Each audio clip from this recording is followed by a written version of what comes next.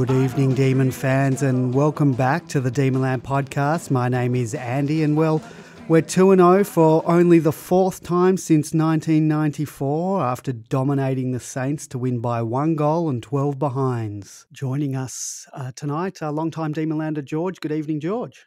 Good evening, Andy. Yes, 2-0, and to quote Titus O'Reilly just today, as Melbourne supporters, we're not getting ahead of ourselves, are we? But does anybody know a good tattooist?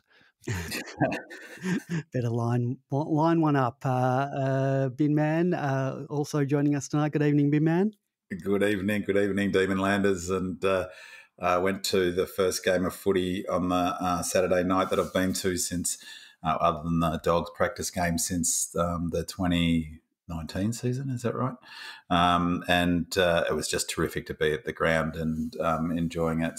Such a better game to watch live, and even makes the commentary less insufferable watching it on the replay than having to watch it first time up. And yeah, loved it.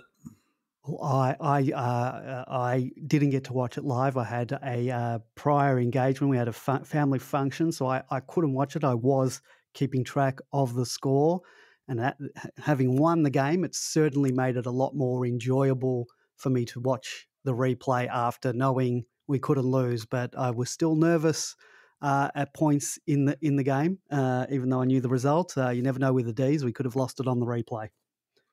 Yes, and I'm pleased to report, Andy, that I guess you couldn't make it. It was the Docklands, but there was no sun, though there was some pretty big spotlights that were shining on the crowd at the top deck I was in, so that probably would have frustrated you a little. Well, I'll just say that I didn't go because I had a function. It wasn't because it's on the other side of town, so everyone relax. Let's get started. Kozzy, what an excitement machine this kid is. Every time he goes near the ball, you just know something electric is about to happen. The 2 goals that he kicked, they were simply superb. How he found space in all that traffic to kick the first was mind-boggling. There can't be many people left doubting why we gave up a future first-round pick to get him. George, you excited about our excitement machine? I think every Melbourne supporter is about this guy. He's only played a handful of games, and we're already seeing that X factor that we've been missing in the side for so many years. He might have got only the 2 goals during the game, but there are a couple that he went very, very close to emulating the best of it again.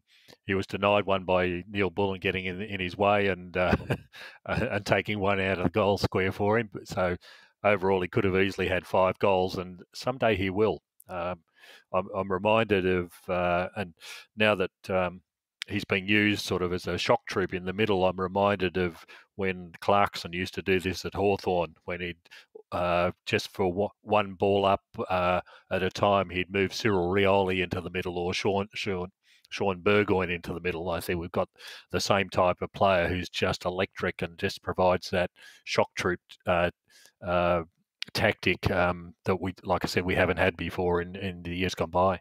Yeah, I mentioned that last week, and I think we utilised that tactic even more this week. But I love that he's starting into the guts, definitely at the start of each quarter.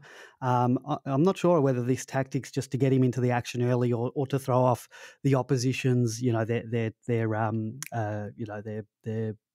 matchups. But I like it. I'm not opposed to putting him in the middle more, perhaps after every goal is kicked, and not necessarily as a mid at the moment that roams around the grounds, but just as a centre bounce attendant to add some spark. Bin Man? Yeah, I think as I talked about last week, I think that's part of the setup in terms of the sort of the shift, the tactical shift that we might touch on later in terms of how they set up for clearances. My sense is that perhaps there's an element of, as you say, of getting him in the game and a bit of spark, but I think it's more the 2 things he brings is his pressure, and he was interviewed afterwards by Burgo, and he's not the most garrulous of interview subjects, and but he basically said the coaches, Goody and the other coaches, have told him the number one thing he needs to focus in on, and pretty much to the exclusion of everything else, is pressure. And he mentioned that's the same for Nibbler and the other forwards, which I know we'll touch on as well. So I think that it's more to do with maximising that at the beginning of the game. If we lose that clearance, then he's got the pace and to run down anyone who might break free for them. But as it happened 3 times, I think, or at least 2 of the 3 times he was in the centre at that first break, we got the clearance thanks to him. And so his ability to get the ball and get a couple of steps to get some with his speed to get away from the tackler and handball on. Like the first one was brilliant to eventually get it over to Oliver, who handballed to Viney for the goal. I think that's more what that's about, and it creates a matchup problem immediately. And then he goes in the forward line. I looked at his stats, and his heat map was really interesting. Pretty much all in the forward half, so very much a forward player, even though he spent a bit of time in the middle. But yeah, he's just fantastic. I think I put on Demonland a little while ago before the season started that, at the risk of being hyperbolic, that he's in our top 10 most important players. And I think it's because he brings so much of what we don't have, which is raw speed, that totally, obviously, the X factor. But it's just that pressure. It's that ability to put referred pressure on to really run down. And I think he's, he seems really coachable. That seems to be feedback. Everyone said how impressed they were that despite, obviously, the tragedy that he had to endure, how switched on he was with training in Adelaide. And I think they said, he was training with Woodville Torrens, I think. One of the things he was doing last year that was a bit of a worry was going on with tackles and being a bit aggressive. And I've noticed this year he's stopped himself. So he hasn't given any free kicks away as far as I can recall in the 2 games. And, last year he was giving one free away a game, or one free per game away at least, through over exuberance. So, yeah, he's just fantastic, isn't he? And of course, it's great to see someone so exciting, and, the fans and even the opposition fans sort of getting that buzz happening in the crowd when he goes near the ball. Including the commentators, they're very excited about him. I just noticed he had 9 score involvements. So, yeah, he's getting amongst it. He's had 17 disposals as well. Yeah. Just another thing on Kozzy, it is actually quite interesting seeing the game, because then you sort of, I love it to be able to watch the game and then make my own assessments. And then watching the replay, it doesn't bother me so much what they say, and it sort of reinforced to me how influential they are, the commentators, when you first see it and you're thinking about the game. But of course, at the game, I hadn't noticed, but in the commentary, they talked about the senior players giving him a bit of bake when he didn't handball into the corridor. He had a shot. I don't know if you recall it or you remember them saying that. Yeah, they mentioned it to him, and they mentioned it with something Jordan did as well, that he got a bake as well, and they weren't happy with the bake. Well, I just heard Ling talking about it. I was thinking that I was wanting to raise it tonight because I think it's great. I mean, Ling, of all people, as a leader, if they feel comfortable being the senior players, telling him what he needs to do as a young player, and they're comfortable that it's not going to upset him unduly, which it didn't. He played brilliantly afterwards. I think that's exactly what we want to see from our leaders on the field. So, it seems to me that it's a bit of damned if you do and damned if you don't in some respects. I bet you Ling would also be the type of the guy that if they didn't bake him, he would criticise our leaders for not telling the young players what to do. Exactly. Yeah, damned if you do, damned if you don't. Yeah. And to me, it's a really good sign. And in the first podcast, I mentioned, I think the one after the Dogs practice game, I mentioned that Oliver didn't put on a block after a handball in the Richmond game, and I wonder whether the senior players had a chat to him. And I forgot to raise it last week, but Oliver did a fantastic chase down on a Freo player where he didn't give up on the contest and just put enough pressure on the player who then skewed his kick and kicked a point. And it was exactly the sort of defensive work that he hadn't been doing and never been great at, but showed, and he was fantastic on the weekend in that respect. So, I think they're really good cultural signs, if you ask me. Well, that might not necessarily have been one of the players. I'm not saying that the senior players wouldn't do that, but that could be someone like Uze in, in their tactical meetings during the week when they replay some vision to the players. Having watched the Amazon series Making Their Mark, you saw other teams sort of, and we know that the clubs do this where they review the video and sit down with players, but you really got you got to see that firsthand in this doco. But yeah, I'm sure someone like Uze probably would point something like that out, and that's why someone like Uze is a great asset for us. Let's move on. Christian Salem, I think he played one of his best games for the club. Often doesn't get enough credit, despite us. We see a lot. We've knowing what a good user of the ball that he is. Amazing to see him get 30 touches. I'm not sure how often he's got 30 touches before, and he's just not going to waste any of those possessions. He's just so good in congestion. Always seems to find space, and as I said, the delivery is superb. George, I know you're a fan of Salem's. Yeah, big fan of Christian Salem. I think we're starting to see not just confined to Salem, but he's certainly one of the symptoms, if that's what you might call it, of the backline that's starting to gel together. I think in the interview that was on the club site, he said that the current group that are there actually haven't played all that many games together. When you look back at the injuries to May and Lever and even Salem last year and Hibbard, now it's starting to gel. They're working together as a complete defensive unit. So the outcomes, I think, were very, very evident in this St Kilda game. Apart from the 30 possessions, Salem had 609 metres gained. To top the charts for this game. And I think that while we'll talk about this a little bit later on in terms of game tactics and the way the game's evolving, meterage gained is going to be more and more critical to all teams rather than just getting the ball or contested possessions. But a great game from Christian. Once again, his delivery is just first class, and once again, hopefully we'll just see more and more of these typical sort of outcomes. The meters gained, it didn't actually top the charts. George Track did with 672. Right. Salem came second, and the only reason I point that out, not just to point out you were wrong, but that I was amazed when I read that, because I looked at that in the context of Salem actually.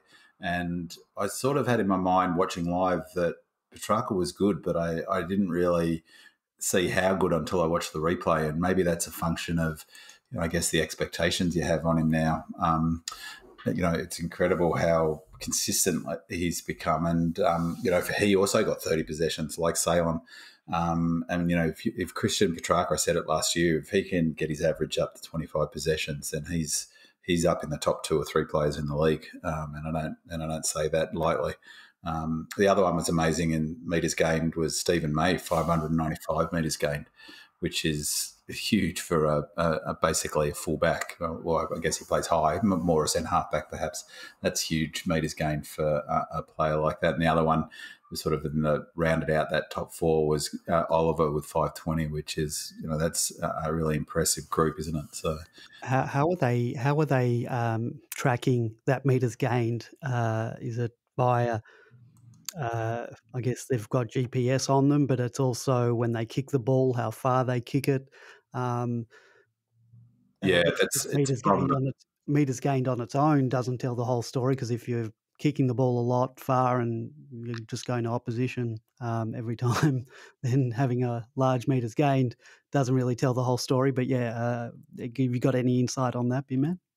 I think, and I stand to be corrected, I think it is on from the time you take the ball, so also running with it gets your meters gained, and then how far the ball travels. How they calculate that in terms of the ball travel, because there's not a GPS chip on the ball, obviously, but there is on them. I think that's, I presume that's software that's AFL Pro that provision that calculates that, and then that's done that way. So it's both running with the ball, and that probably would be for most players not that much. Hunt would probably get a bit of his metres gained from running with it, but it's kicking. So I guess that explains to a degree why May's probably consistently high, given he takes a full back kick and kick out, and he's often kicking at 50, 60 metres. But you're right, if it turned over from that kick, it's not so valuable. So maybe the two things is metres gained and they're looking at their turnovers and disposal efficiencies. So because I'm looking at the stat now, and I can see Dougal Howard has 769. He topped the game.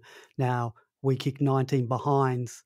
He's kicking out from those 19 behinds most of the time, and now they sort of run from the square almost 25 metres until they release the ball, and he's probably kicking it another 40 or 50 metres. So, I mean, that can tell a bit of that story. I mean, he was good because he took a lot of intercept marks as well. But yeah. But that's right. But then if you think of the same, that's true. So if he's kicking out from fullback, they've got that's artificially inflated, but not for Petrarca, for instance. No. Probably gets he'd get 70 or 80% of his metres gained ahead of the centre, and he got 672. That's extraordinary. That's a lot of pumping the ball forward into our 50. On Salem, that was the best game I've seen him play for the club, and I've to be honest, been a sort of little disappointed where he's got to in his career thus far. I know he had a lot of injury issues and the thyroid stuff, and did he have another condition as well as diabetes, or was that him? I don't know. Definitely the thyroid. Yeah, but I've always rated him highly, but it's more, I guess the disappointment's more, ceiling is a lot higher than where he's landed, but, if that's the ceiling, that's for him, that's his benchmark, the way he played, and, it's a bit difficult to tell, but he looks like he's slimmed right down and he looked fit, and I really like how they're playing him. They're playing him much higher than they were, and he's getting a lot more inside entries. I'm not sure what his inside entries were. Do you know, George? Sorry, his inside 50s. No, I don't know what that was, but I think again it's a function of this backline working defensively together as a team that Salem can afford to move further up the ground, because he knows he's got Lever and May and Tomlinson as well sitting behind him. So you can be a little bit more adventurous with that sort of thing, but it's just the high consistency of his kicks, which has been man's favourite item that in terms of what he wants to see in players. He's just so good at getting the ball to a player virtually under every circumstance. Sometimes you think he's just not going to get out of this situation, and somehow he does, and somehow he does hit the targets. So it's very good. He's got that skill. I watched the game, and it was a ripper game, the West Coast Dogs game, and Caleb Daniels, the way he holds the ball and decides late where he's going to kick it, and it's a really neat sort of skill that he's got. But it's sort of, you can see it's a bit like basketball, George, the way a good ball handler will sort of delay which way he goes, left or right. He's got the ability to do that and then hit the target. And Salem's got a similar ability. He holds the ball really low down on his foot, and he can make a late decision on who he kicks to, either long, short, or go inside and still hit a target. So, yeah, it's absolutely invaluable, particularly off that half-back flank, because you just can't turn it over there. And Salem had 5 inside 50s. For those keeping score at home. We'll move on. Jack Viney, so good to have our tough and hard vice captain back in the team, and he didn't take long to impact the game, in particular the scoreboard, with that first goal of the match, and he kicked another first quarter goal. Really welcomed addition back into that midfield unit, providing, sort of a foil for Oliver, 37 possessions, and Petrarca 30. So, I bet they love having Jack back in there, who can take a bit of the heat in those midfield contests. He's fantastic, isn't he? That first goal was just terrific. And I don't know whether it was a function of sort of preparing myself for the chance he might the talk about him going to Geelong last year and whether I was, protecting myself from, angst by thinking, he's got his evident weaknesses and yada yada. But I've just sort of dropped that from my mind. He's just fantastic for the footy club, and I just love the way he attacks the ball. And when we've got a much better setup around the ball, when we can clear it, we've got the outliers. His inside ability to win the contested ball becomes more valuable. It's less valuable if you've got three players all attacking that contest. So, I just loved watching him play, and he looks super fit as well. So. It's going to be interesting, isn't it, with Jack? I think, again, we'll talk about this a little bit later on, about the way the tactics have changed. He only spent time on ground was only 66%. So I think that might be an indication that not necessarily he is being managed back into the game, although that might be a factor in that. But when you have this rotation system that we're starting to see through the midfield, that he won't be used as the battering ram first and foremost all the time, that you're going to start to see a battering ram come in, and then you're going to see a skilled outsider more like Jordan. Then you're going to have Kozzy Pickett playing in there as a swift runner. It's really going to unsettle the opposition and the way that they set up to try and counter what we've got available. So this was only Jack's first game back, but it'll be interesting to watch how he's used in the next couple of games, if it's in a similar sort of way. With the injection of Viney back into the team, our core starting midfield, consisting of Max, Clary, Track and Vines, they amassed 97 possessions, 49 contested, 24 clearances, had, from 14 hitouts to advantage and the 2 goals from Viney. Add to that the assists from both Jordan, who had 20 possessions of his own and 9 tackles. So you're talking about it as an outside sort of guy, but he's getting in there as well. And Sparrow, who's continuing to improve, kicked a fantastic goal. I don't know if you guys saw it on the replay. He sort of wasn't really selling some candy, but he sort of shrugged off a guy and steadied and kicked a goal. It was just a beautiful. And then cameos from the aforementioned Kozzy in our midfield. Our midfield's in some really good shape, as you mentioned, George. Really, really good to see, and hopefully we can keep sort of that intact for most of the year, and we'll be a very hard midfield to match up on. Indeed. The other thing I liked about that Sparrow goal was what he did before that, where the ball, I can't remember who kicked the ball, but it was high to a contest, and he was sort of side on. And instead of trying to mark the ball, he tapped it over the head of the opposition player, and then he picked it up and did that sidestep and around. And I thought that's a guy who's thinking his way through what's actually happening. Sorry? He's smart. Yeah, he's smart. Yeah, exactly. The other good thing is that you can see he's already got the body for a midfielder. So yeah, I think we can see a lot more. We're going to see a lot more of him in the future in terms of this midfield that just seems to have someone else available, someone different, a different style of player being able to be brought in there. It's going to be pretty impressive. But again, we'll talk about this with tactics. That the big change in the midfield that we're starting to see is, unlike previous years where everybody piled in to get the ball, we're seeing only one mid go in these days. So we may not get the same number of contested outcomes and the same number of clearances, but the ones we do get are far higher quality. And again, it's only two games into the season, but if this continues, it's going to be very pleasant for the supporters to watch. I bet you Uze's got a big hand in that. Man, you want to add anything? We'll pick that point up, but I agree with Uze's influence probably in that space, because that was his sort of mark at Hawthorn in terms of their setup. In the setup, that goal from I'm going to call him Swallow. Sparrow. Starling. Starling. With the other, you're right, it was really clever, and he's had 2 weeks where he doesn't get a huge possessions, but he looked a lot more sort of at home on the weekend. I thought I was pleased with his game, or a lot more pleased than the previous week.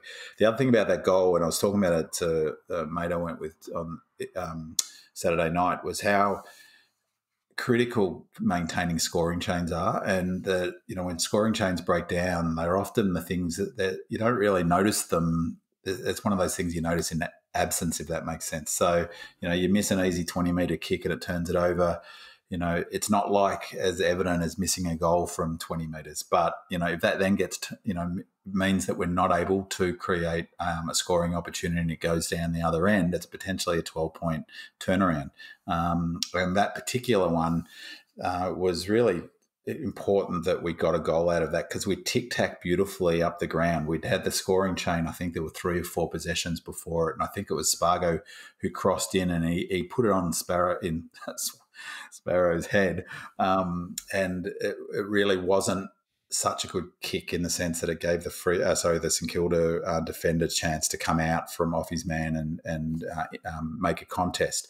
So his ability to, as you say, George, to respond, get the ball when it hit the ground, and sort of do the step, and then, of course, kick the goal, convert, was just so important, because it kept our momentum going at an important point, and rewarded the play up the field to create that scoring chain. I thought that was fantastic. Just the other thought, you mentioned Jordan, and it does relate to what George is saying about the centre square setup. It's really interesting.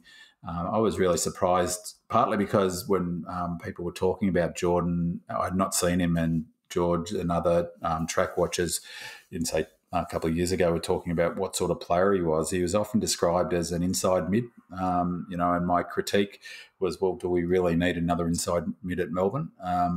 But he's got he's very neat kick, and he's smart. Again, we talked about it last week. He's a smart, high football IQ, smart player. He kicks it to the right spots. And I was super surprised when I looked at his stats. He had 20 possessions, but 18 of them were uncontested. So I thought that was really curious. And I looked at his heat map, and he was he got sort of 70% of those possessions in a very specific part of the ground on the sort of halfback flank area. So, I'm not quite sure how many centre square clear setups he went to, but they used him in a specific way, and they use him as that outlier, the player to get the ball out to. So, in our team, and in a team with our mids who are, contested ball winners, to have one of them having 18 uncontested and only 2 contested is a really interesting stat, I reckon. Move on to our defence. Once again, our defence held up really well. May, Lever, Tomlinson, ably assisted by Nevjeta Rivers, who I think made up for some of his clangers last week, and Salem, who we've already lauded. Perhaps we need to revisit our thoughts on Tomlinson as a defender. I think his efforts in the first 2 weeks have been great. George, I know you were critical of him as a defender last year. Have you changed your opinion? I have. And I think the reason that things have changed in terms of Adam Tomlinson is that he's found a role, and he's been given a role quite specifically. When he was touted as a wingman for him as he first came here, and he's just a bit all at sea. Now he's found that third man in defence, and when you've got solid players like Lever and May holding it all together, it enables the others around them to really show their wares. We've talked about Salem and the output that he's provided, but I think what we're seeing again from the defensive side of things is a change in the tactics that was emblematic of Ross Lyon and Paul Roos, where they took some players who were pretty ordinary by any measures, and they turned them into pure role players. I'm not saying Tomlinson's similar sort of player, but if sometimes you just need to give someone a job to do, and that's all you've got to do. I think we're seeing Nevjeta doing something similar. When you get a particular small forward that needs to be quelled only for short periods of time, then you send in Neville. And I think Tomlinson's gaining full advantage of this new targeted role that he's being asked to play, rather than a more general role coming out of the back line. Just leave that up to someone else. That's someone else's role to do. You just do your bit, and we'll be very happy with what you're doing. And to date, I'm pretty happy with what we're seeing this year.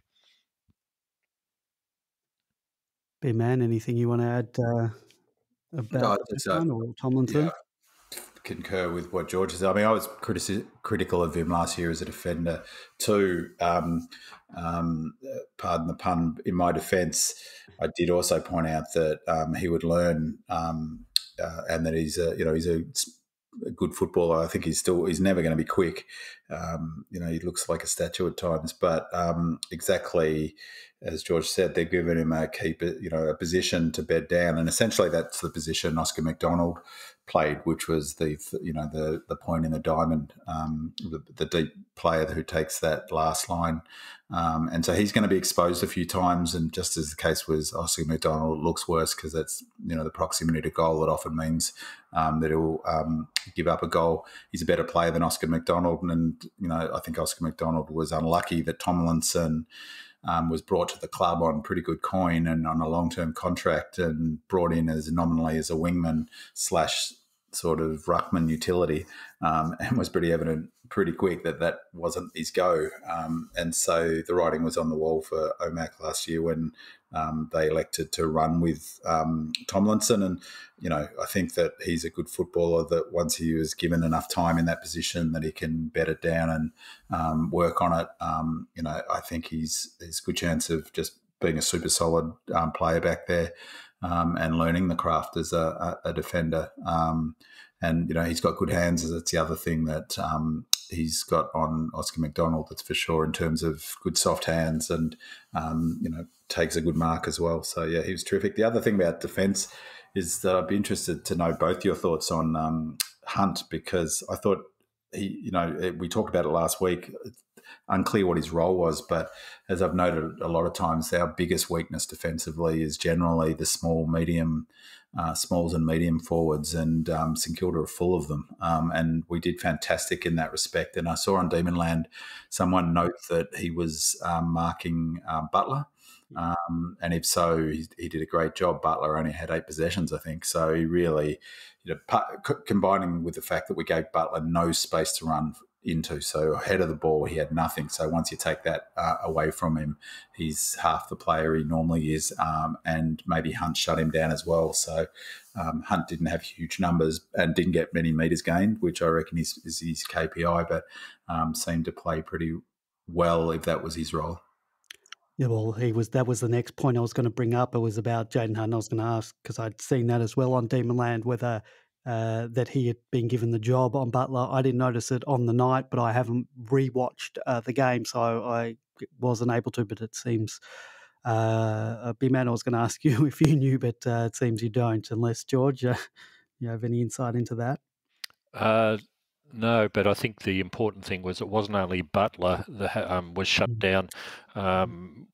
Traditionally, when we play St Kilda, Membry kicks a bag full, and in the past Bruce kicked a bag full. But the other thing that always cut us to pieces was their small runners and small forwards. And in this game, Billings and Butler and Higgins and Loney, Billings got, I think, a goal or 2, but the whole those 4 were virtually unsighted for the whole game. They certainly didn't have any impact on the game like they have in the past. So once again, it's difficult to see what's actually going on there. But again, the defence is working better as a team effort rather than just one man against another man, sort of that we've traditionally used as our defending systems. I think what we're seeing is a change in the defensive structures in a big way. The fact that we could shut down 4 of these players who the previous week against GWS were critical in getting them over the line, and this week they had very little influence whatsoever.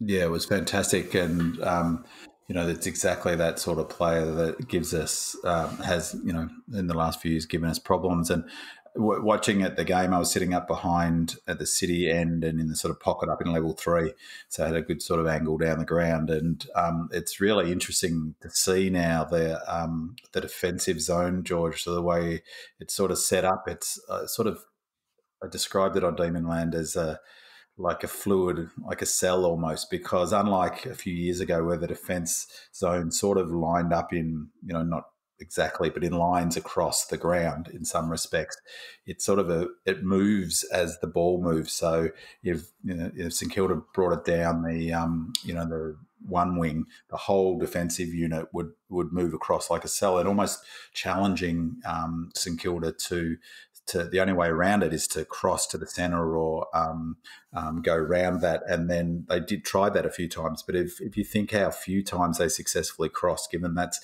St Kilda's tactics, as we were talking about last week, that cross is an absolute key part of their game. And in a way, we sort of provided that was the only way they were going to move it forward.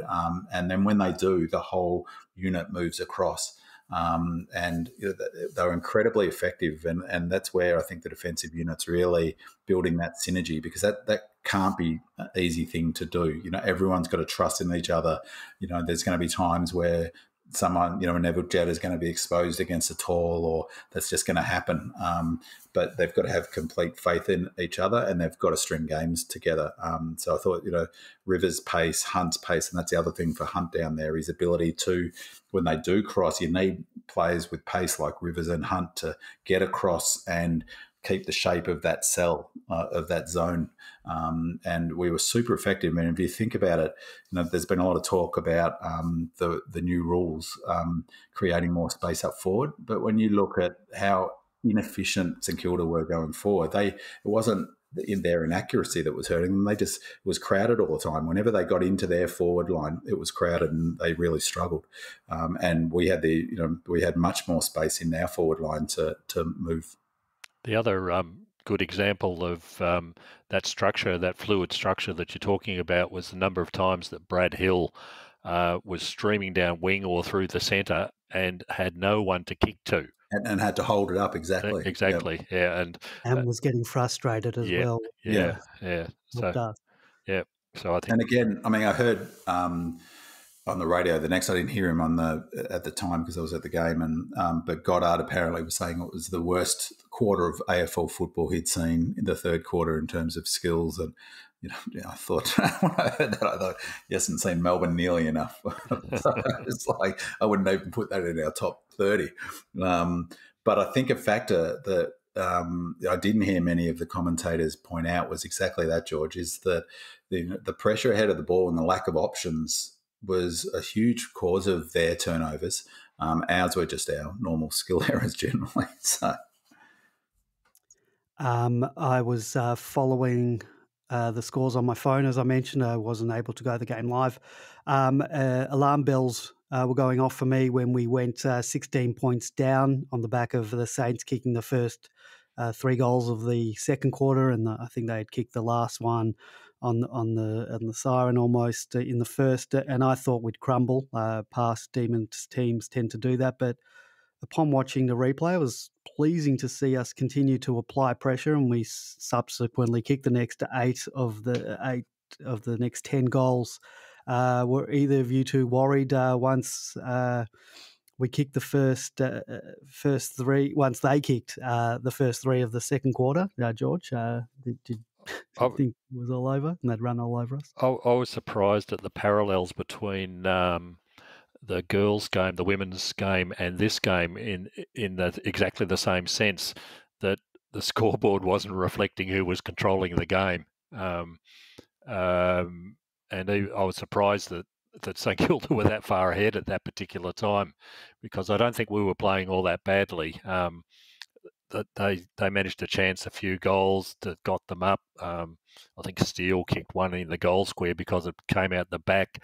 And these sort of things happen during the game. But you're right, Andy, absolutely right about it. As a MFCSS sufferer, you go, I've seen this before. I know what's going to happen. Here it comes. Here it comes. But even then, even getting over the back, it lifts their confidence, and that can crush a team, even if it's against the play. Yeah, that's exactly right, and that's what I was thinking at the time. But um, this seems it's only 2 games into the season, but this seems to be a completely different approach to the way the games that this team is playing the game. They would have fallen apart in previous years certainly, but they didn't. They just kept on doing what they were doing. The defenders kept on doing what they were doing and defending, and eventually it came good. I was surprised how well it came good.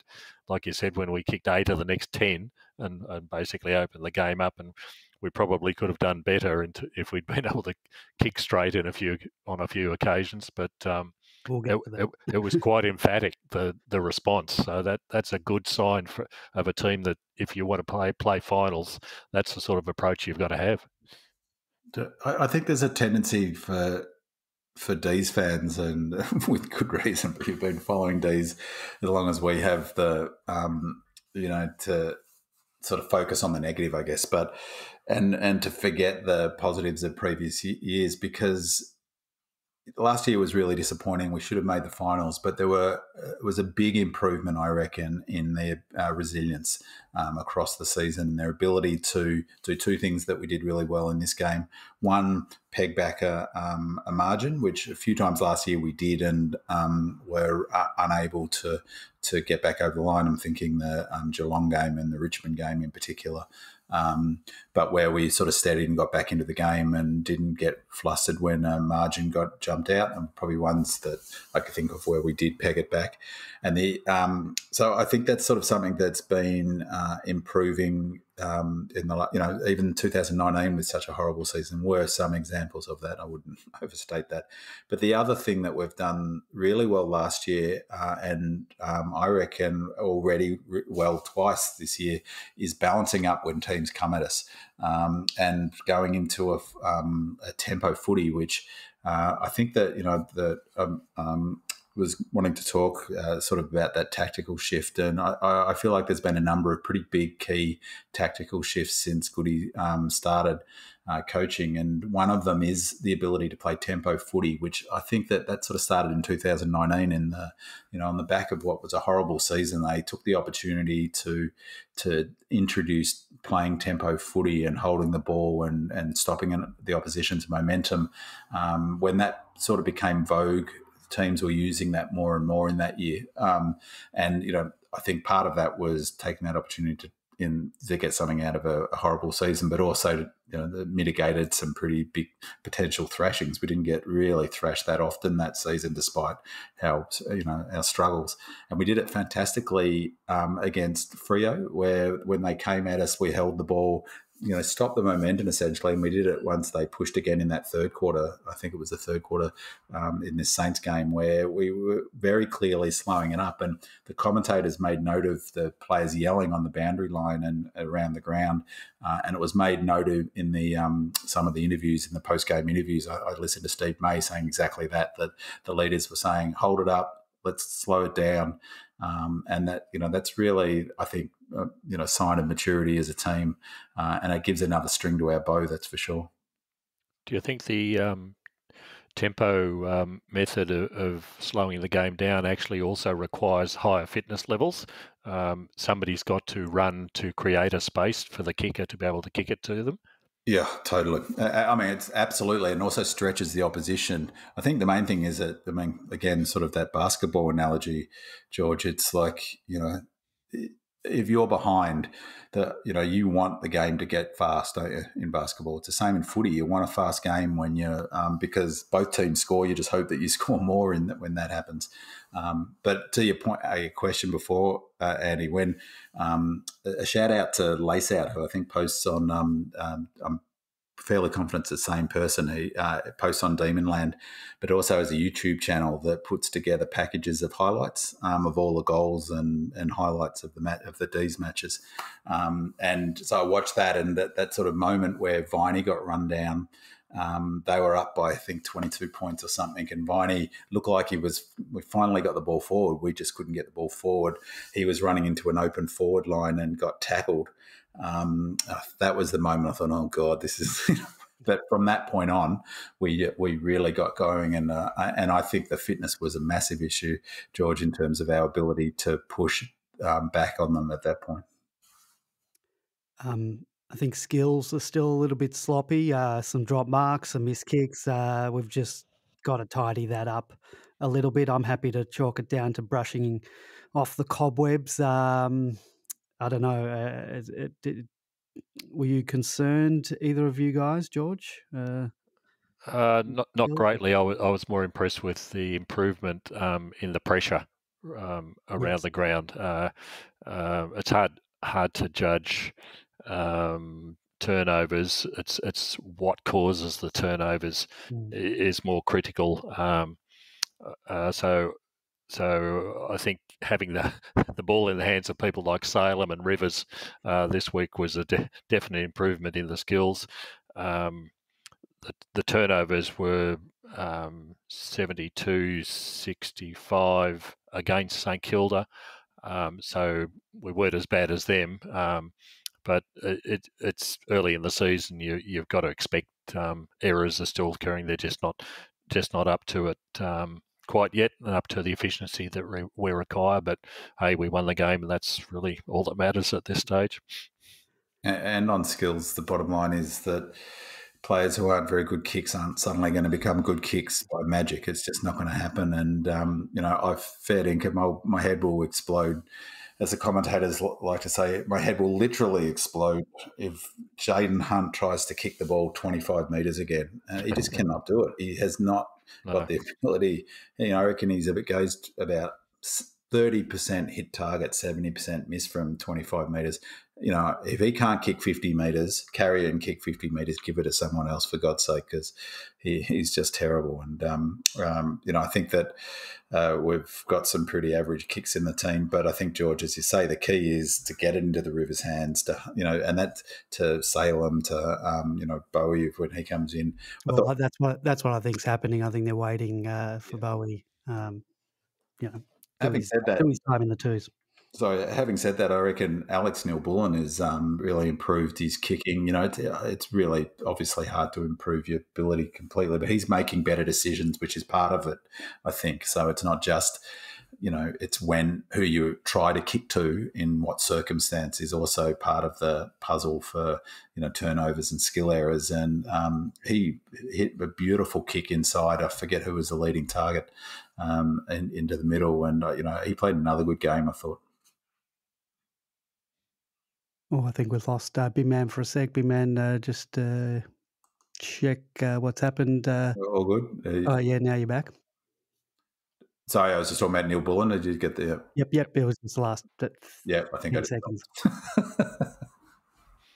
I'll just go to George. You were talking about before pressure, and I'll throw this in now. The club releases their stats, sort of the stats that matter. And one thing that stood out for me in particular were the pressure acts of both Neil-Bullen, who had 28 pressure acts, and Charlie Spargo 22. And shout out to both of them, because they've both been much maligned players. Throughout for these supporters, whether it's Demonland or any of the online communities, Facebook, Twitter. I think they've both been really good this year. Very, very happy with them. Charlie Spargo's kicking into the forward line is fantastic. Always hits up a target and, kicked a goal himself. And, wrapped with both of those players. It's a big turnaround from last year, isn't it? The not just the pressure where you're in people's opposition's faces and causing them to create the turnovers, but the tackles, particularly in the forward line, it's really has been a dramatic turnaround from what we on this podcast were complaining bitterly about last year, where certain players were going for game after game after game and not laying a single tackle. I saw the statistics. We're getting very focused on statistics, aren't we? I like the stats. I don't mind it. I like it.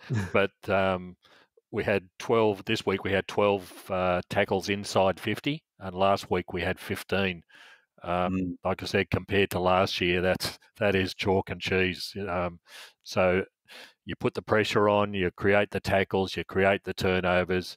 Importantly, in the inside 50s, you keep the ball inside the 50 and create opportunities for more scoring. And it's about this change in the tactics that are being employed and the game plan that's being employed. Nice to see. They should have listened to us last year. Well, you were very critical of players like Melksham last year and a few of those small forwards. It's certainly not the case this year. I think even going back to like when Dean Kemp was in the team, he was getting dropped because he wasn't tackling enough. It's good to see that it's happening. Yeah. And Melksham's Latin for do not tackle. And I think that's going to be the critical factor for Melksham, whether he can come back into the side. He's going to have to change the way he has played in the last couple of years in a big way to get a position in that forward line again. Not because he can kick rather well, but it's about what pressure he can apply and what tackling he can apply, because Spargo and A and B and Kozzy working in that forward line at the moment as the small pressure players is going to be hard to beat. To put someone else in there who hasn't shown very much of that certainly in the last couple of years. And look, I'm if you're going to get into the team, if you're not going to do those things, then you bloody well better kick 3 or 4 goals in the game, or create a lot of opportunities, because otherwise, what's the point?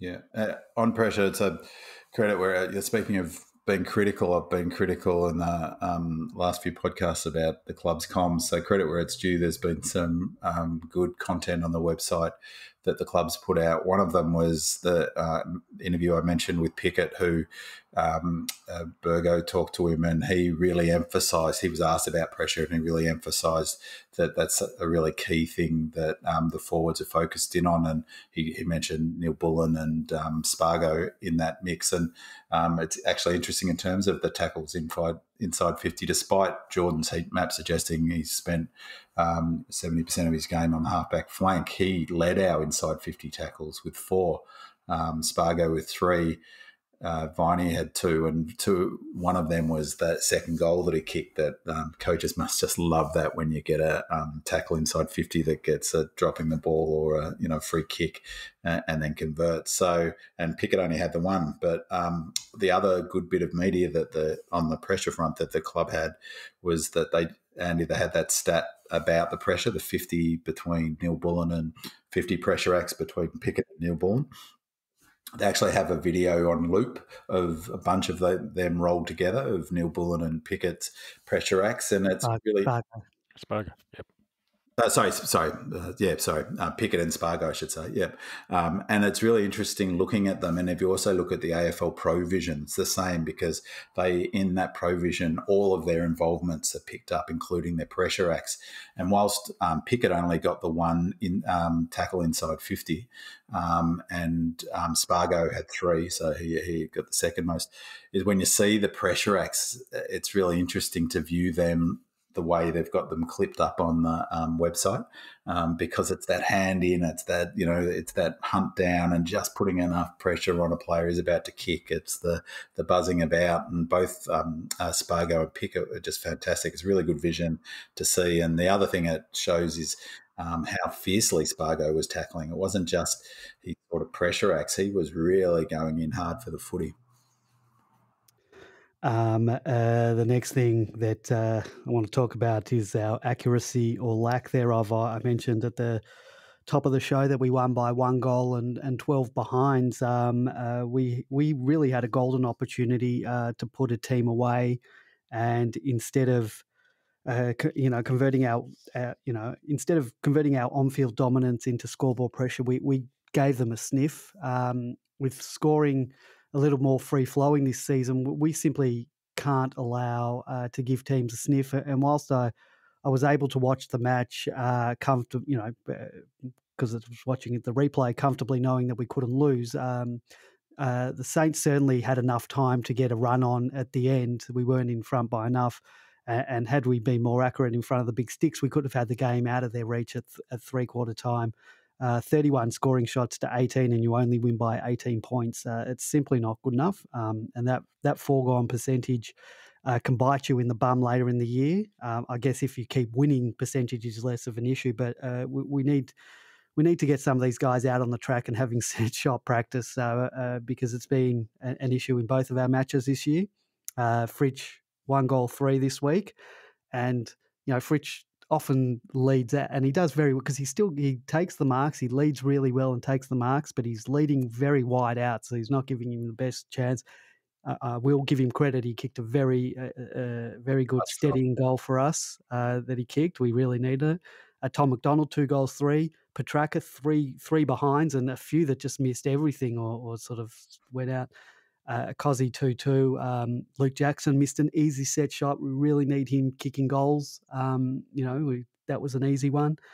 And he missed a few easy ones last week. It's a massive area that we need to improve, and I hope it's being looked at and try to be rectified if it can be.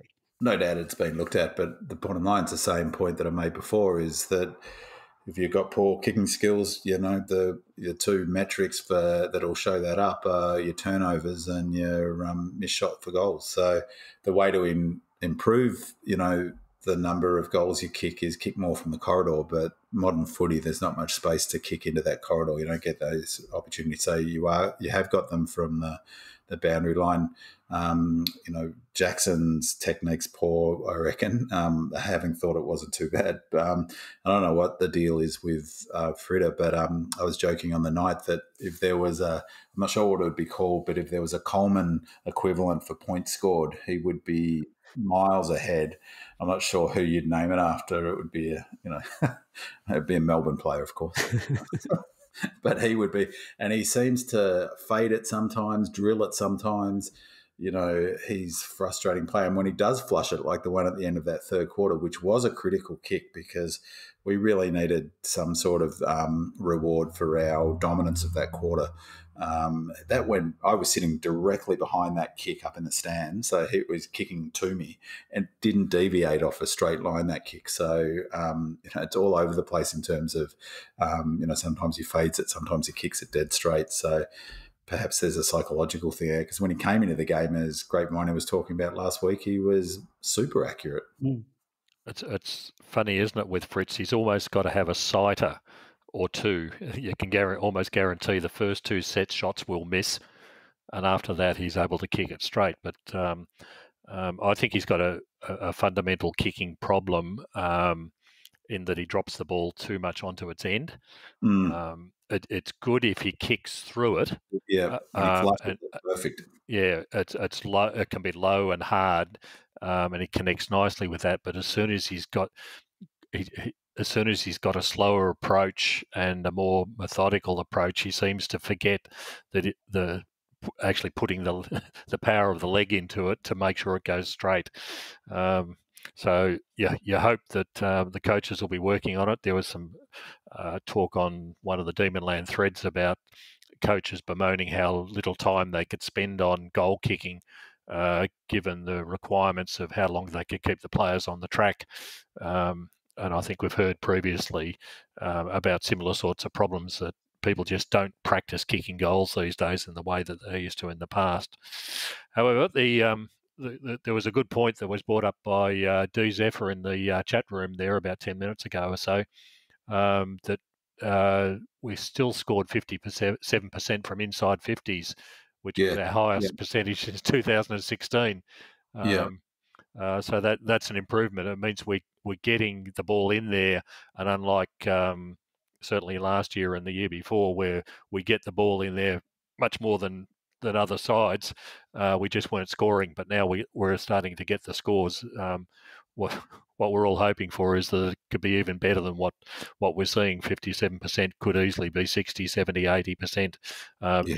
If these set shots, and that's all the problem is at the moment, if these set shots were far more reliable, and that's going to make a difference, as Andy said, to percentages and wins at the end of the season. You don't give the opportunity, and you don't give the opposition the sniffs that they're currently getting.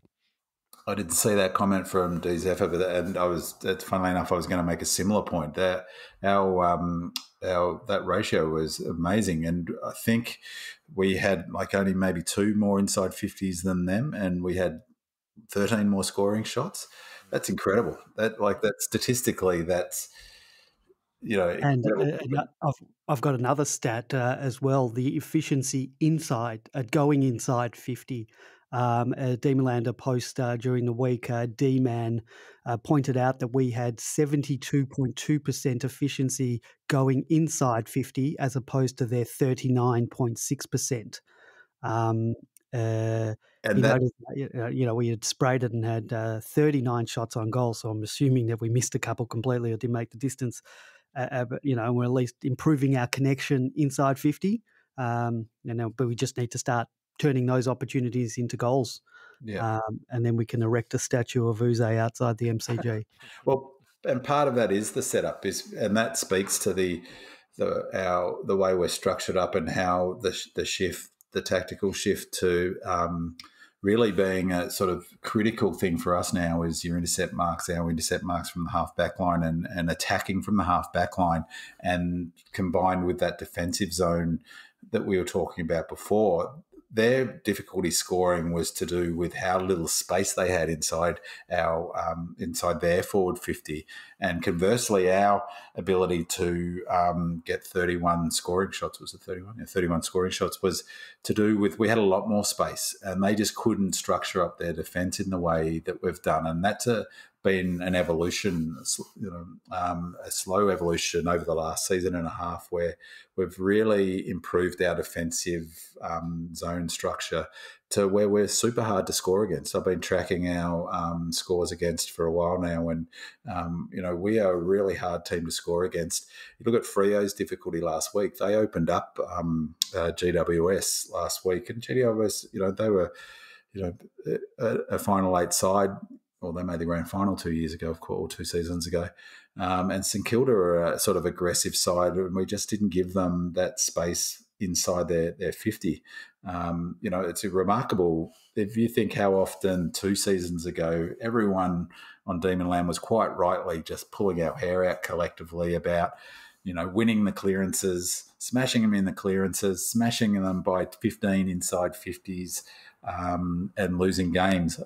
There was a poster, Forest Demons on Demonland put up reminded the stat when we lost to Richmond. I think he said, I forget the numbers, but we won inside 50s by about 20, clearances by about 7 or 8, and lost the game by 40 points.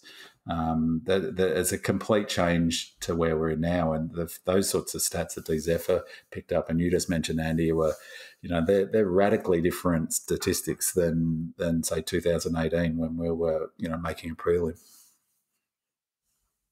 We talked about the clearances, and we talked about it last week, and I know you're very big on that. It's not as important to win the clearances.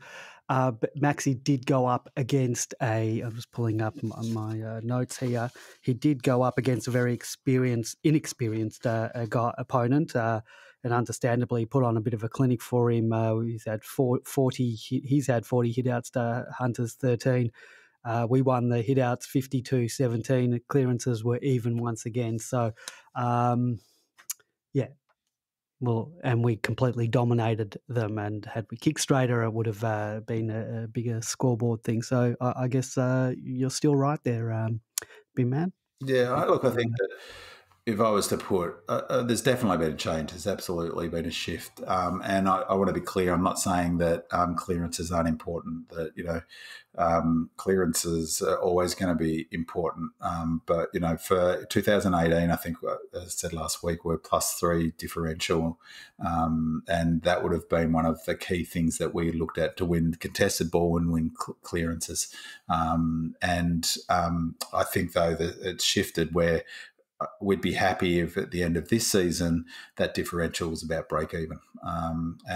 We were down 8-0 against Freo. We ended up in that game, it's easy to think of one small period. We sorted that out, end of the game even. We ended this game even, despite the fact in both games, Maxi was up against, Ruckman not anywhere near his class. So, that's clearly been a shift. So I think that, we've moved away from being a stoppage and clearance-based team first and foremost to a team we've shifted the dial to trying to win pure clearances, exactly as George said before, really quality over quantity. win pure clearances like the very first one of the game and the first one of the second quarter that result in scoring opportunities. Even though that means in doing so and setting up that way, we're going to lose more clearances than we historically have done. But when we do lose those clearances, the focus now is to put that ball carrier under pressure and force them to kick or handball, but in particularly sort of that dump kick into our half back line where we mark and rebound and counter attack from and set up our scoring chains. I think we're setting up 60, 70, 75% of our scoring chains come now from half back flank, and that means that we're all about intercept marks now. And for Cameron preparing for this week, his focus won't be on our clearances. His focus he'll be sweating on how to prevent Lever and May, having a field day and generating, half of our scoring chains. So, that's been a really big shift. And as George noted earlier, I mean, again, in terms of that idea of pulling our hair out, how often have we pulled our hair out over the years of, sure, winning the contest ball, having 3-4, that whole, bees at the honey pot type sort of idea, and then having no one to feed it out to. And they've got the outside runners on the outside of the contest now, the Jordans, as I said, 18 uncontested possessions, only 2 contested. Kozzy Mibbler is running through the centre at times. They used Melksham in the centre at the end of last year, and I thought it was to get him into the game, but maybe that was part of that change. And I think that's, if you've got a Track, you've got an Oliver, you've got a Viney, you only need one of them at the ball. And, you're going to be back Track, aren't you? 70, 80% of the time, if he's in the contest, and Oliver for that matter, and Viney, they're all going to win the footy. So, get the player on the outside, and Gus might be one of them moving forward. Get him on the outside and do some damage. When they won their clearances, they just were kicking into a full back line, and we were rebounding with ease. And what's his name? Lever didn't even have a particularly good game. He dropped a couple of clangers, didn't he? And they scored. But, in normal circumstance, he would swallow them. So, the other player is important in that mix is Salem, as we talked about before, is that sort of outside receiver to get it forward. The time on the ground, noticed that Ed Langdon, Stephen May, Tomlinson had 100% time on the ground. George, you wanted to talk about that? Yeah, I think I only noticed these statistics, of course, post-game, but I think we've got something else that's being a change in tactics as well, with the reduced rotations that's currently employed. We had May, Tomlinson and Langdon all played 100% of the game, but we also had Gawn and Lever at 94% of the game, and we had T-Mac at 93% of the game.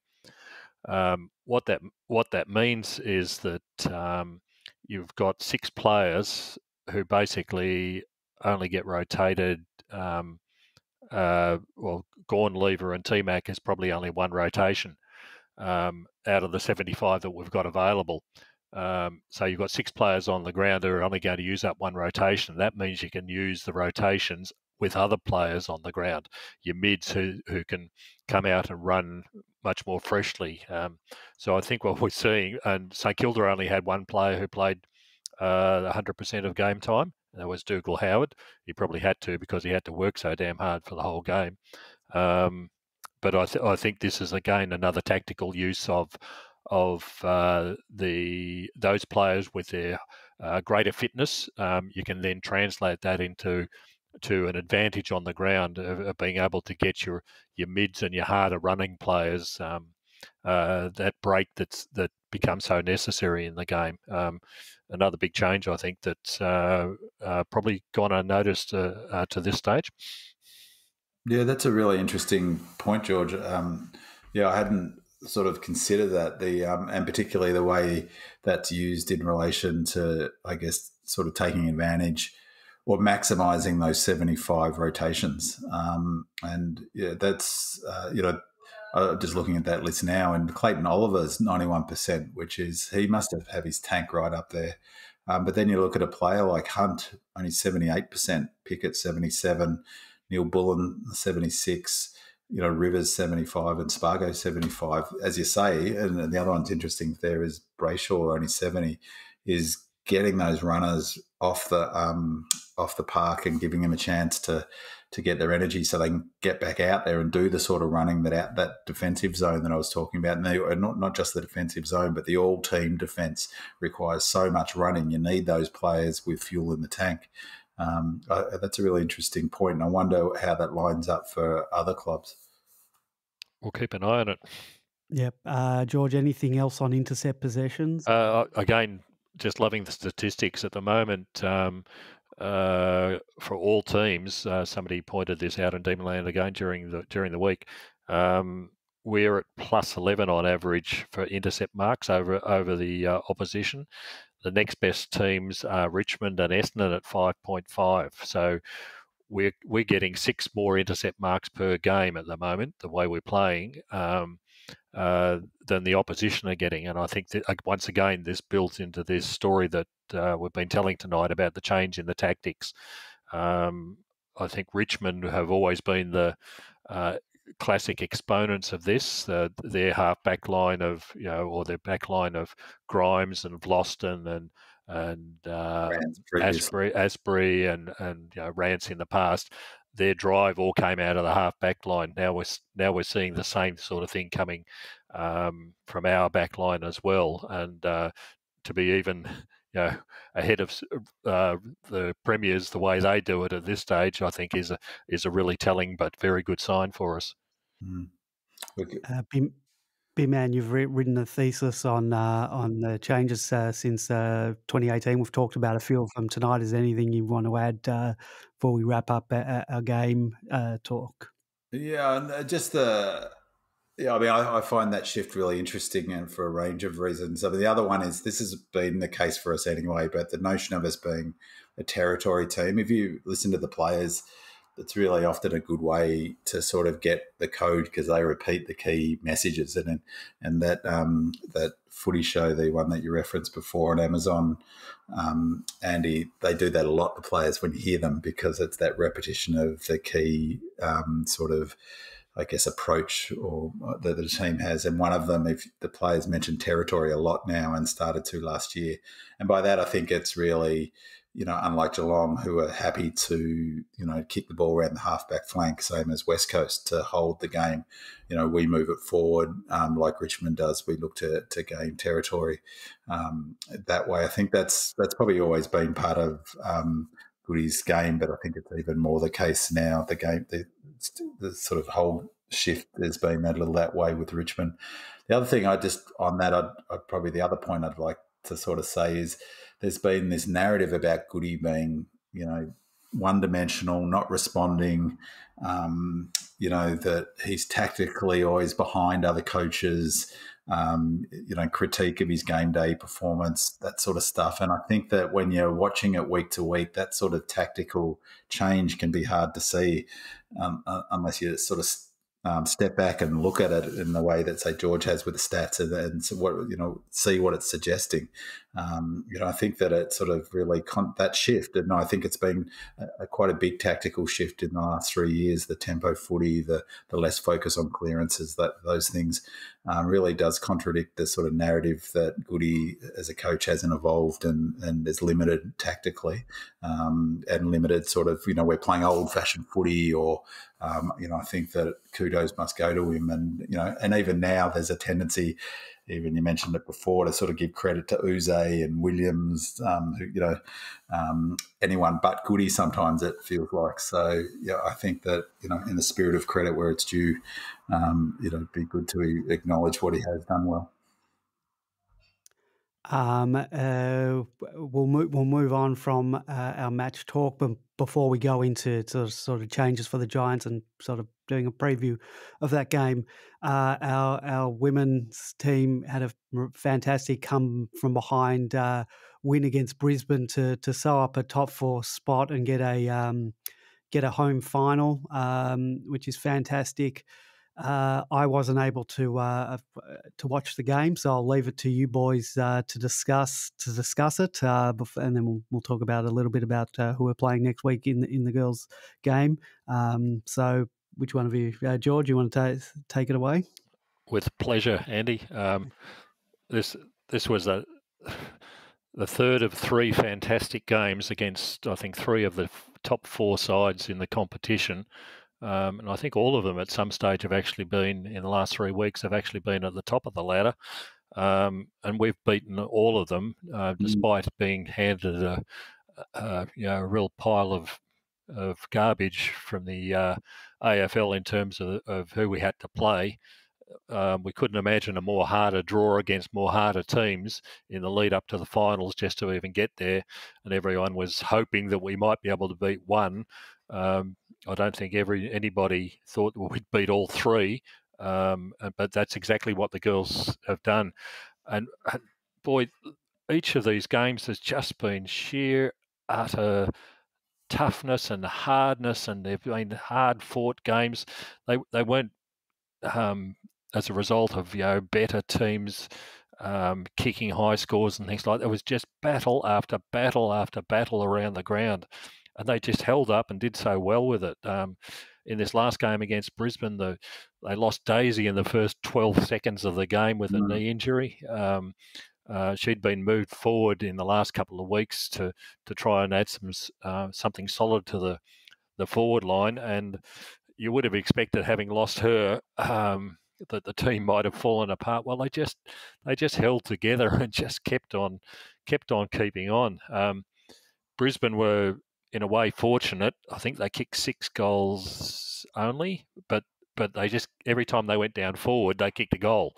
I don't think it was, their forward. I don't know what the stats were for their forward entries, but it wouldn't have been too many.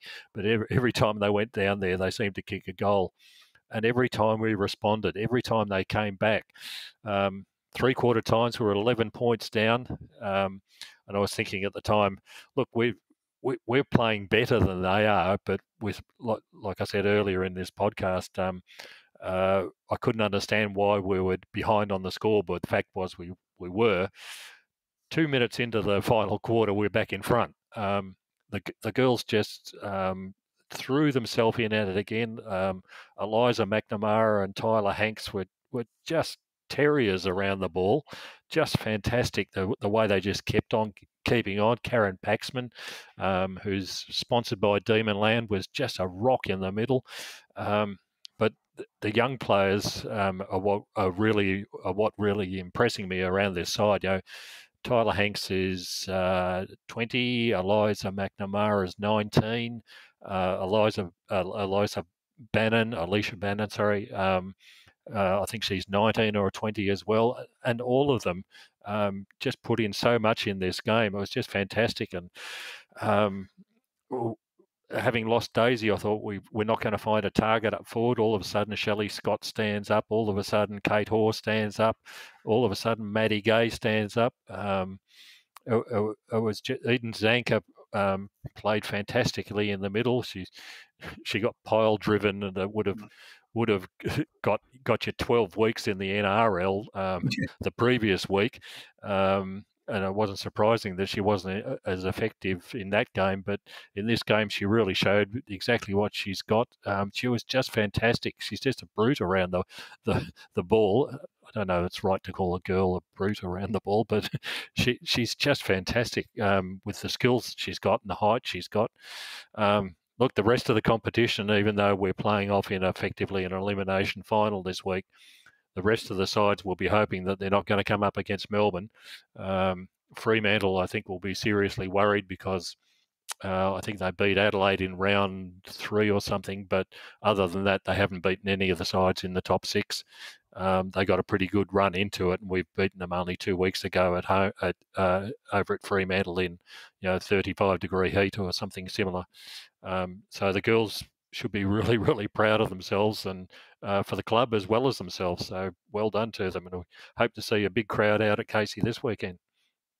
And it was a fantastic game, wasn't it? The a bit of brickbats and bouquets. A bouquet, George, is your knowledge about our women's team is just fantastic. I'm just each week super impressed with how well you know the team and pretty much everything about the team. The brickbat was a friend who I went to the footy, happened to listen last week to the podcast and pointed out the fact that none of us knew the final six, how that worked. Thought that was a bit of an oversight for people professing to love the AFLW. No, but I think in fairness to us, I don't think they had actually released the way it would work, or not that I was aware of anyway, because I had sort of searched it out, and until Okay, well, there we this go. week they released it. So I hope that unless fella's it was listening public now. knowledge, yeah. So And I didn't, to be honest, realise the significance of winning, giving us that chance to play at Casey. I thought you've summed it up perfectly, George. I really enjoyed it. It's another game I've really enjoyed the last all season, but particularly the last 4 games. And we've beaten, as you point out, we've beaten all of the teams that are favourites for this flag at different points: North Melbourne, Adelaide, Freo, and all but Collingwood. So they're I guess, the hurdle that we'd have to clear potentially to get to win a flag. I don't know how they're travelling at the moment. I thought, just to add, I thought you've summed it up perfectly, George. A couple of highlights for me was the goal Scott kicked was just an absolute ripper one hand off the ground, picked it up and kicked it across the body. It was just a perler of a goal. How well Hanks moves, and how clever she is. Similar with Gay. And I thought Bannon didn't get many touches, but had some really influential moments where she had the ball and ran and carried and got good, speaking of territory, she got good territory. And it's really interesting watching the women's game, the sort of pressure you feel about get it forward, because if territory is important in the men's game, it's even more important in the women's game, because the scores are lower. So it's a bit like, you can't score from the back line as easily, you can't transition as quickly. But the Ds are really prepared to take that short kick on, aren't they, George, in terms of, sticking to their approach and trying to hit up the targets and move it, tic-tac it down the ground, as opposed to just dump kicking it. The other couple of thoughts were, there was Casey put on Brisbane must have been wondering what the hell was happening, because you didn't see it, but the game started in perfect sunshine. It was beautiful looking day for footy. About 15-minute mark, it was like a tornado ripped through the place. It was raining, the wind picked up, it looked like 30, 40 knots ripping through there. 10 minutes later, it was back to sunshine. So it was pretty crazy. And the final thought was, Scott was interviewed afterwards. I don't know if you saw it, George, and was asked about Daisy going down, and the inference was, well, you did well with her not in the team, and she sort of bristled a bit to say, look, I think I forget exactly what she said, but it was, the tone of it was, we're a good enough team to win without Daisy. Thanks very much. Yeah, I like that. B-Man, I'm not sure if you saw the post I put up on the match day thread. It was yesterday. It was some stats from someone from Twitter, Gemma Bastiani, who does statistics for AFLW, and I think you called this earlier in the year in one of our in our first podcast when we were talking about the AFLW, Eden Zanker, that she wasn't really working out in the forward line, not doing enough work, and Gemma has done her average stats round 1 to 5, and then done the comparison of round 6 to 9 when she's moved into a more midfield role. And her disposal stats have just gone up. She was averaging 10, she's now 19. Tackles was 1.6, now 3.8. Inside 50s, 1.4, now 3.8. Clearances, 1.8, now 3. Intercepts, 1.8, now 4.3. And metres gained was 138, now 332. So wow, just looking at that. That's incredible. No, I hadn't seen that. I mean, that's basically like getting a new player at midway point of the season, isn't it? That's fantastic. And as George pointed out, or maybe it was Grapevine last week also, moving Daisy forward, she wasn't having a fantastic season either up to that point. Do we know how her knee is, what the situation is? Sorry, Andy. No, you go ahead, George. The last I heard was it was a medial. She won't be available this week from the reports, but they're hoping that she might be available the week after. It'll be nice to have her there, but it's just a case of medials aren't that bad, relatively speaking. So there's a chance there. But the team won against a top of the ladder side without her for the whole game. So, like you pointed out, Shelley Scott came good, Kate Orr came good, Maddie Gay came good. They filled the holes very well, and I think the other advantage that we had was we lost Goldrick last week as well, but Meg Downey came in and just filled the hole that was available. We've got a whole series of players who are available this year. Last year we were decimated by injuries, but could barely get a side on the park at some stages. But this year, those are really that and Neve McAvoy had an injury earlier on in the season. She hasn't come back, but we've got a number of players who've got experience and knowledge and skills sitting in the sidelines who are ready to come back in this year. So I think we're in a good position against Fremantle in the coming week. They've got to travel back again to Melbourne to play. It's a completely different game as played over there. So, like I said, we're hoping for the best this week. We've proven ourselves against them. I think they can do it quite easily again. Gemma Bastiani has also compiled the top 6 versus each other in 2021. We lead that 4 wins and 1 loss. We've played all 5 other teams. Only one other team has played all 5 other teams, and that's Brisbane. They're on 3 wins and 2 losses. Adelaide 2 wins, 2 losses. Collingwood 2 wins, 2 losses. Freo and North 1 win and 3 losses to the other teams. So we've certainly performed the best against the best. So hopefully that translates into the finals. If we can get over this week, the next 2 weeks, I believe we have to go through Adelaide.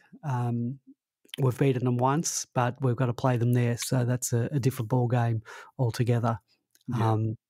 How good? Just a final thing with the AFLW. How good is it to be able to watch 2 games of footy that you're both completely absorbed in? 2 Melbourne Football Club games.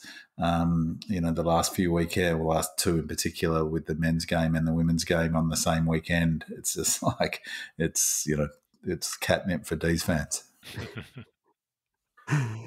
All right, let's move on. Best of luck to the girls. What day are we playing on, George? Saturday, 1:05.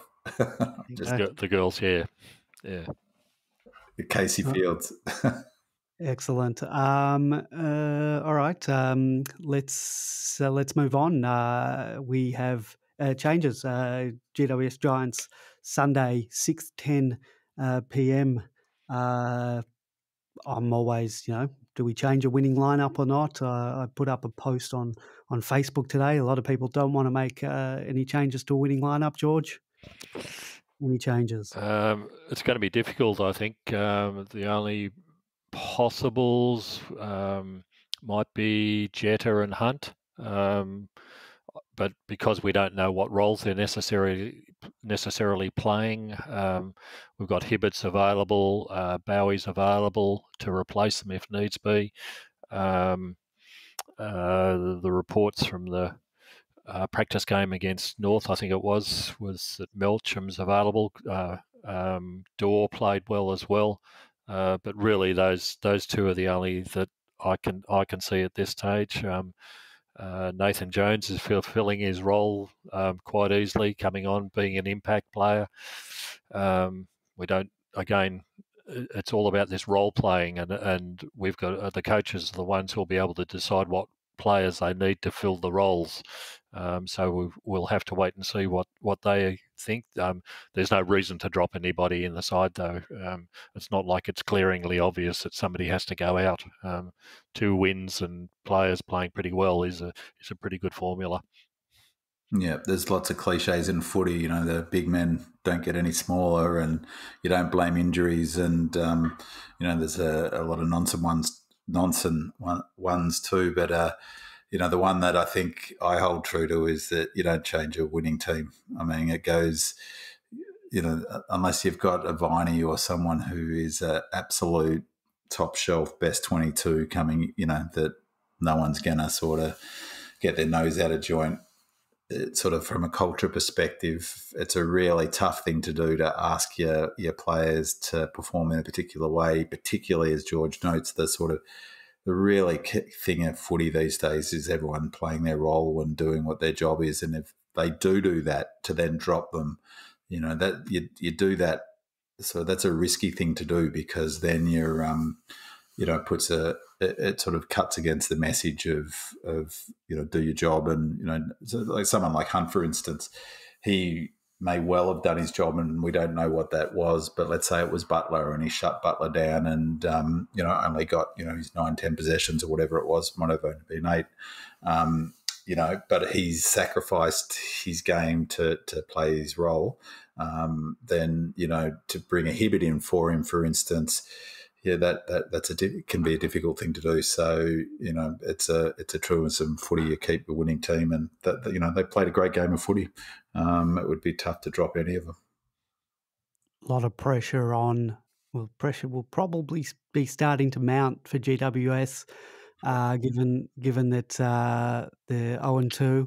I think there'll be more pressure in the weeks to come if they keep losing, but drums are starting to beat for them. How do you see the game going, B-Man, tactics-wise? Well, it's interesting. There's a couple of competing things there in terms of the psychology, I reckon. From our perspective, I think that every Demon fan would say the same thing. You know, this is a game that we're worried about, where, you know, we were $2.30 or $2.35 outsiders for the Saints game. They're the ones we win. That's what these fans would say. It's flipped this week. We're $1.62. They're the $2.35 outsider, despite it being their home game, despite them nominally being certainly a better performing team over the last 4 or 5 years, 3-4 years. We're the favourites coming in. You know, these are the games that make Melbourne fans the most nervous, I reckon. Yep. And for good reason. You know, this whole thing about can you trust Melbourne, it'll come up in the media this week. You know, I can guarantee you we'll be reading stuff from Gary Lyon and, you know, whoever. People will be saying things along those lines. So from that perspective, you wouldn't be a D's fan if you weren't nervous. You know, so I think that then the opposite, it provides a huge opportunity, doesn't it? So the opportunity is for us to trust our system, to trust our maturity.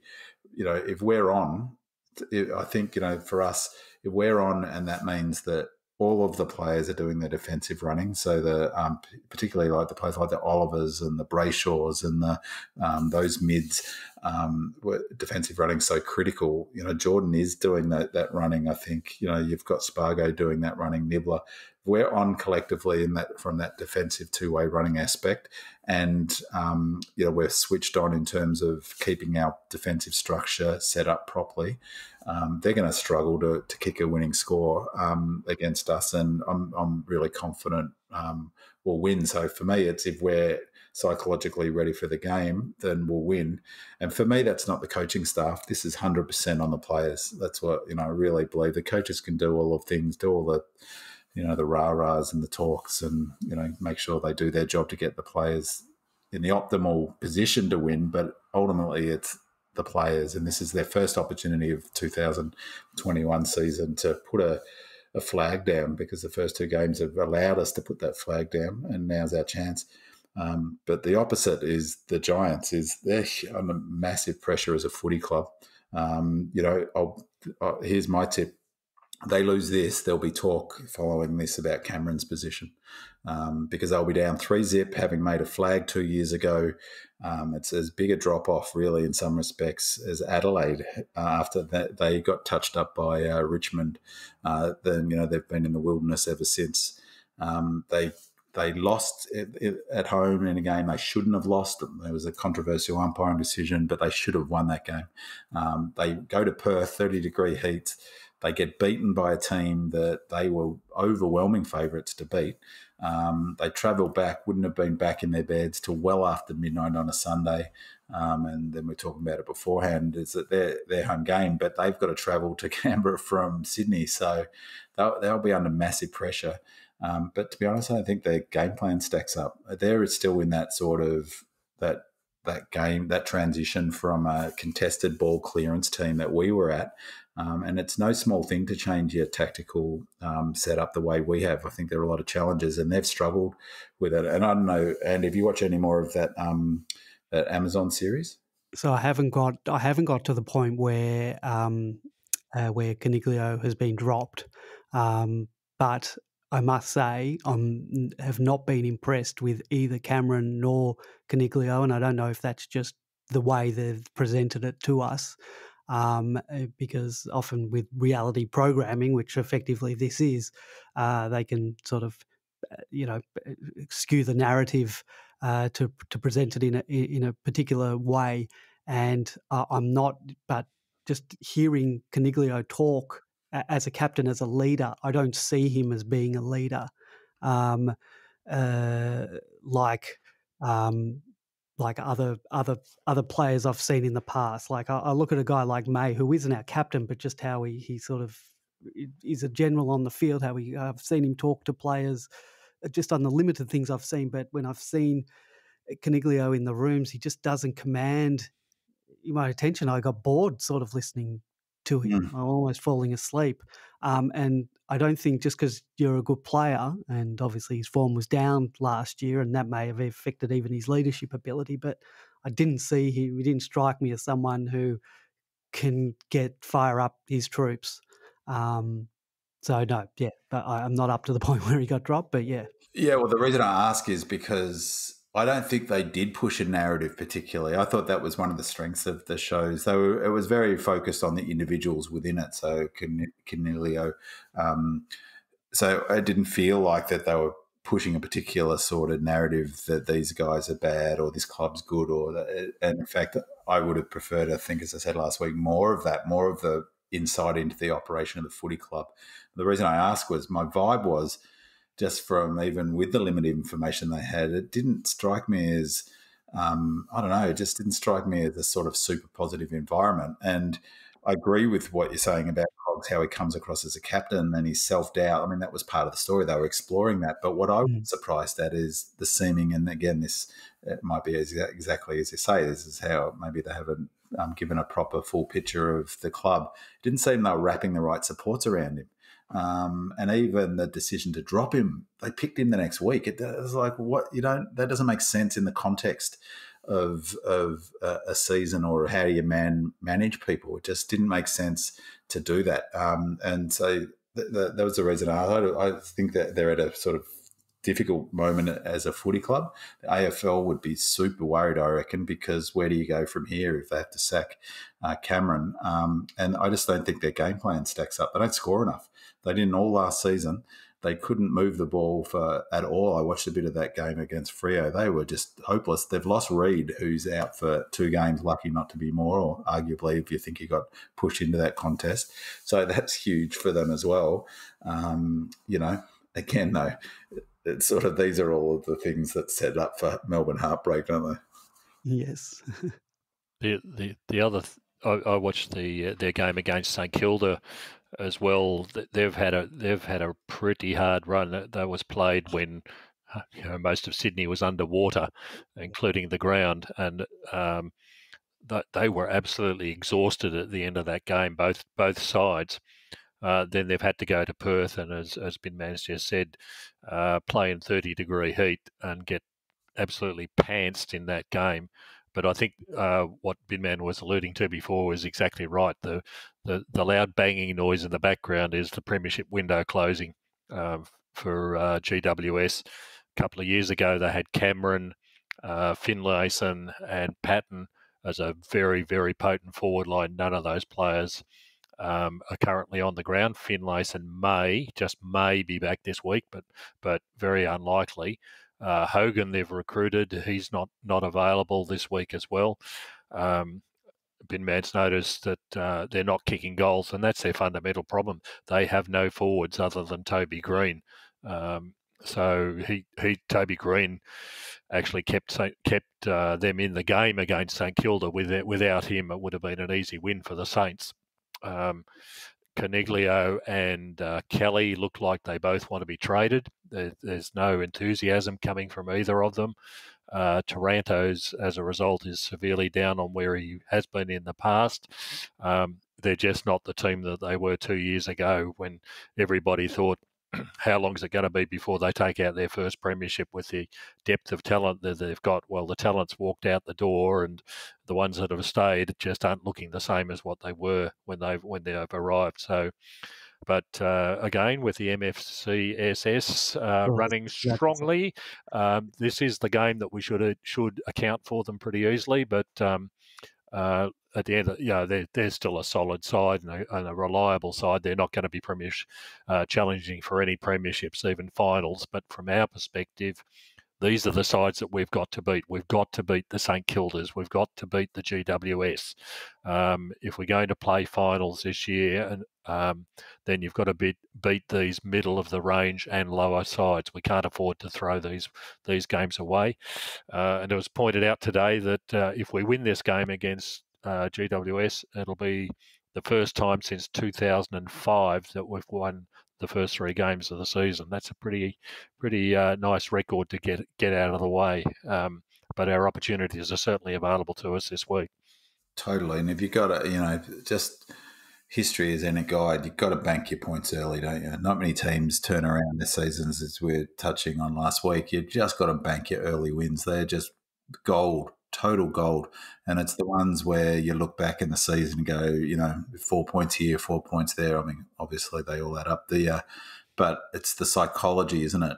Suddenly, there's no talk about us being under pressure. There's talk about the Giants. And as I say, if they lose this week, the jungle drums will be pretty loud about Cameron. And, the whole narrative of has he lost the players will be more than just whispers. It'll be a shout, I reckon. The other thing for the D's in this game, and I think on the St Kilda game, it is worth remembering that game did take a lot out of them, as it did the Giants, the game up in Sydney. That it didn't look, even though they had plenty of time, Saints, in that last 10 minutes of that last quarter, we allowed them the time to get back into it. But to be honest, they didn't look like they even had any petrol left in the tank to do so. King and Membry both shanked kicks from 30, 40 metres out in that last quarter, which just looked pure fatigue. They were just running down the clock just as we were. It was a funny vibe at the ground, actually, because it was only 3 goals the difference. Plenty of time on the clock, but the energy at the ground was, of a Melbourne victory. But we've got another day's. So they're coming, as George says, they had that game, then the trip to Perth in the heat, and all of the travel associated with that. Yes, they've got a full 7 days to recover, but we've got 8 days. And with the footy way it is, with the full quarters, the rotations, that extra day's recovery is super important. And someone like Burgess will be taking full advantage of that. And Melbourne, couldn't be in a better position. We've got few injury worries. We've got players banging down the door to get into that team. We're never going to be in a better position to go 3-zip. Pinman just mentioned the pressure that's going to mount on Cameron if they're unsuccessful this week. Andy, what would be the situation if we were the opposite and had lost our first 2 games and were 0-2 going into this game? And what do you think would be the question about whether Demon Land servers could needed to be upgraded, because one of the consequences of that sort of scenario would have been the questions about whether Oliver re-signs by the end of this season. Yeah, well, that'd be huge. The talk with Goodwin as well, not just on Demonland, but in the media. I mean, Cameron isn't getting it yet. He'll probably get it if they go 0-3, and definitely if they go 0-4. But if we were 0-2, that'd already be on Goodwin's back. The media, the vultures would be circling already. So thankfully, we're not in that position. And if we do win and go 3-0, it really gives him a bit more breathing room and allows him not to sort of panic and do silly things, and can let us sort of do what we're doing and continue rolling on. Yeah, and we've got Rowan got 2 weeks too, didn't he? Yes. So Rowan will miss our game. Yeah. So we've for once the planets are aligning a little bit in terms of luck with that sort of stuff. So Geelong, of course, I'm getting ahead of myself here with 1 week at a time, but saying I'm not playing, I can do it. If we do win this weekend, which I expect we will, I'll put that on the table. I think we'll win. We'll go 3-0. We play Geelong at the G the following Sunday, I think, without Rowan and without Dangerfield. And Dangerfield's basically a forward and Rowan's basically a forward. I think that we're not, get too many opportunities to grab them. I'm not sure whether Cameron will be back, George, by then, or for his first game. We won't be in a much better position to knock off Geelong early in the season either. Yeah, and I think Geelong were more than lucky to get a win last week. That they, especially down at Sleepy Hollow, Geelong are not what they have been for the last couple of years. I think the age factor is starting to take a toll very early on this season. It usually waited until the end of the season, but the longer quarters, I think, is affecting them already. Yeah, they got out to a good start. They kept Lockie Neal very, very quiet, and that helped them. But they just got run down in the end, and thought they were very lucky. Bit of assistance from the umpire. That definitely a free kick. But look, these things happen, especially at places like Sleepy Hollow and Optus Stadium. I'm sure that wouldn't have got paid a free either in Perth. Speaking of luck, how's Brisbane's luck? If they had any bad luck, it'd be the only luck they've got, because that was a free kick every day of the week. It was one of the worst non-decisions that I can recall in terms of it was just mystifying that wasn't paid, because he had all the time in the world to get rid of it. And then coming into that game, at three-quarter or halfway through it, people were told to leave because of the beginning of the game, COVID thing in Brisbane. And I thought, well, if they're kicking out Hodge and Carey, they should just get rid of all the commentary team while they're at it, so they can take advantage of that opportunity. And then they're on a bus to go back to Brisbane and get told, no, hop off the bus, you're staying in Melbourne. So they have to stay in Melbourne, play on Thursday night this week. And there's talk about them having to stay all the way through at least till, I think they play, is it North the following week or? Look, in Ballarat. Might be a while. There seem to be cases galore, so it depends how this lockdown works. But my dad actually sent me a thing on WhatsApp saying there was a new case confirmed on the Gold Coast as well. So that's could impact not GWS, the Suns as well. I think they're playing in Adelaide this week. I don't know if they've even left. I think they've got them out. They put the Suns on the plane to Adelaide today already. Okay, so they're there, but then they've got a game in Metricon next week, and so it looks like they might stay on the road as well. My heart absolutely bleeds for Brisbane after last year, where they didn't have to leave the Gabba. Well, someone was talking to someone today, and they said, "Oh, poor Brisbane." I said, "What do you mean they had a dream run last year?"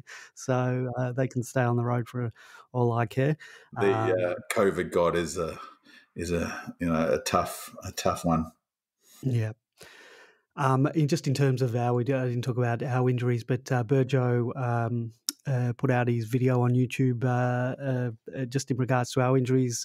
Pretty much got through unscathed. Everyone who was in that 1 to 2 weeks is sort of available. That's the Lockharts, Joel Smith, and I think it was Mitch Brown.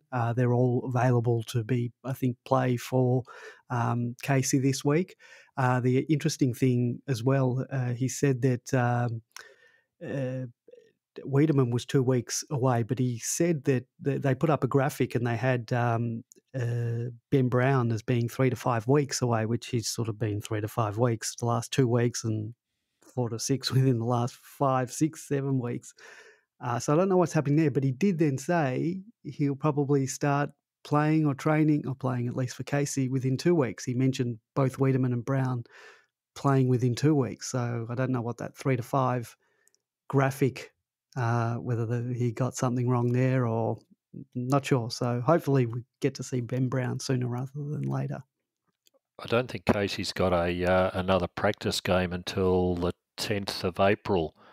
In any case, so there's not going to be the opportunity to give these guys actual match time in the interim. So regardless of anything, you're sort of looking at 3 weeks away at the best for any of them. But people like Ben Brown, who've been out with a knee injury, means that it takes the time to build up their conditioning again. So not unexpected, I suppose. It was disappointing that it seems to have taken the infamous 4 to 6, where it's more like 8 to 10. Yeah. Again. And then who knows, once he comes back to running, you don't know if there's going to be setbacks or fluid in the knee or anything like that. So hopefully there's none of that. But until they can start running on the track, we won't know. It's a nice position to be in, and even Majak Dor, I didn't see anything, or I didn't hear any reports, but he kicked 2 goals in the practice match. Interestingly, Fraser Rosman kicked 3, so that may add another string to the bow if he keeps performing. I'm pretty sure that Brown has been running though on the track. Okay, yep. I think there were reports of it on Demonland a couple of weeks ago that he's been running in rehab, or I might be wrong on that because it's a mystery. I can't read everything. That's right. Look, I might be wrong on that. No, you met me, man. Yeah, I mean, it goes without saying that winning's important. Like, that's an obvious. But the advantage again of having started 2-0 is that the sort of narrative around Brown and Wiedemann, it goes quiet, doesn't it? Because suddenly it's not the pressure. It's so important that Brown comes back, particularly with T-Mac playing so well. Well, I was going to say, T-Mac's form has been fantastic, and he's kicked his couple of goals every game, but he's doing a lot around the ground. He had 10 score involvements, and he's taking 8, 9 marks. Yep. It's working up the ground, taking marks in the forward line. And as George says, he's playing 100% of the game. And the other one on 100%, I know George mentioned it, it's incredible that Langdon ran 100%. I mean, what is that about? Oh, Jesus, I couldn't do 100% of sitting in my chair. I mean, that's incredible. So you're right. But winning means that Brown coming back, Wiedemann coming back is a bonus as opposed to a must. We need them back. So, again, it just feeds into a sort of positive cycle. And we've all seen seasons that have gone off the rails, and the club never seems to be able to get them back on the rails. And it's the same. It's bank those early points. And, then when the losses do lose a couple, they're not such a disastrous thing. And how's this for MFCSS? We're just done when we're 5-0, 6-0, 7-0. The season gets cancelled. No. Good night, everyone. There needs to be some sort of fine for that. Not that I'm at all superstitious, but just on the winning thing too. Just the other thing, before we finish up, I wanted to say that.